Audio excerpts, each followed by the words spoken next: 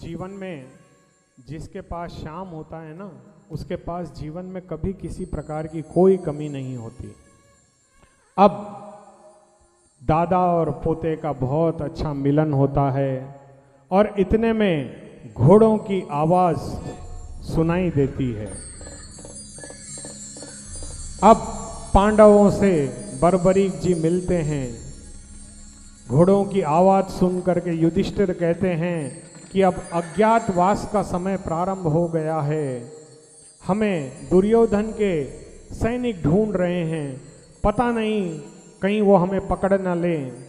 तो तब बर्बरीक को याद आता है कि जो विजय ब्राह्मण ने उन्हें विभूति दी थी वो उसे हवा में उड़ाते हैं, जिससे सारे पांडव अदृश्य हो जाते हैं और 1 वर्ष तक दुर्योधन का कोई भी सैनिक उन्हें नहीं ढूंढ पाता है।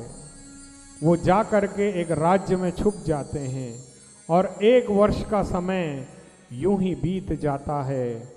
और फिर वो समय आता है जब मेरे गोविंद शांति दूत बन करके जाते हैं,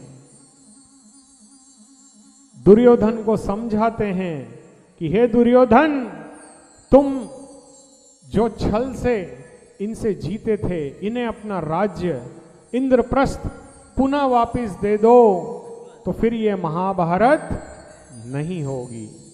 परंतु काल कभी कभी होता है ना, हम किसी के समझाए समझते नहीं हैं, हमारी बुद्धि काम नहीं करती है। तब हम क्या करते हैं, हम अपनी अकड़ में रहते हैं, जिसे हम ईगो भी कहते हैं, और उस अकड़ की वजह से कभी कभी इंसान अपना सुख, अपना धन, अपना वैभव सब कुछ गंवा बैठता है, सब कुछ गंवा बैठता है। और वही हाल दुर्योधन का भी हुआ। उसने उनका शांति जो संदेश था वो ये कह करके टाल दिया कि मैं पांडवों को 5 सुई के बराबर नोक वाली भूमि भी नहीं दूंगा। ये तो हम सारे लोग जानते हैं। अब महाभारत का युद्ध नजदीक में था और यहां मेरे बर्बरीक जी तपस्या में थे। तो तब मां सिद्धंबिका प्रकट होती हैं और बर्बरीक जी को ये आदेश देती हैं कि हे बर्बरीक, तुम अब अपने घर लौट जाओ और अपनी माता के दर्शन करो, अपनी दादी से मिलो। यहाँ पर बर्बरीक जी बड़ी प्रसन्नता के साथ, देखिए माता से मिलने कौन बालक नहीं चाहता। हमारे भारत देश की उन माँओं को मैं नमस्कार करता हूँ, उन वंदन करता हूँ जिनके बेटे सरहद पर अपनी जान देने के लिए खड़े होते हैं।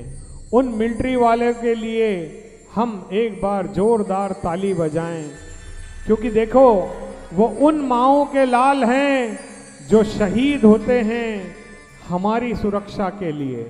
वो हमारी रक्षा के लिए अपने प्राण तक न्योछावर कर देते हैं।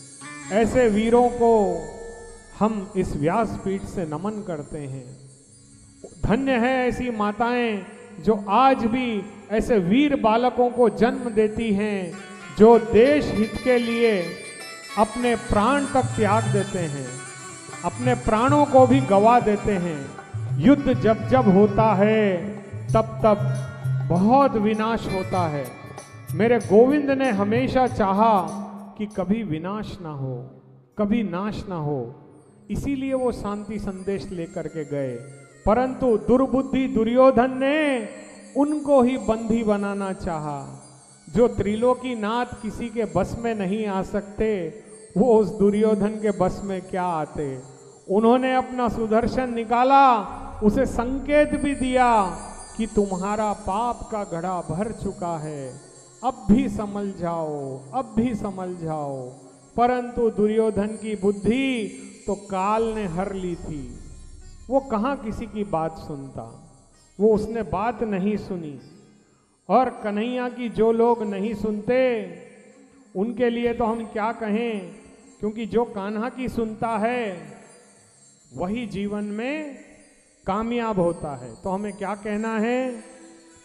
कान्हा रे कान्हा आजा अब आजा, कान्हा रे कान्हा आजा अब तो आजा, मेरा दिल ये पुकारे आजा, मेरा दिल ये पुकारे आजा, अखियों की प्यास बुझा जा, अखियों की प्यास बुझा जा, ओ मेरी लाज बचाने आजा, आजा रे दीवाने आजा, कान्हा रे कान्हा आजा अब तो आजा।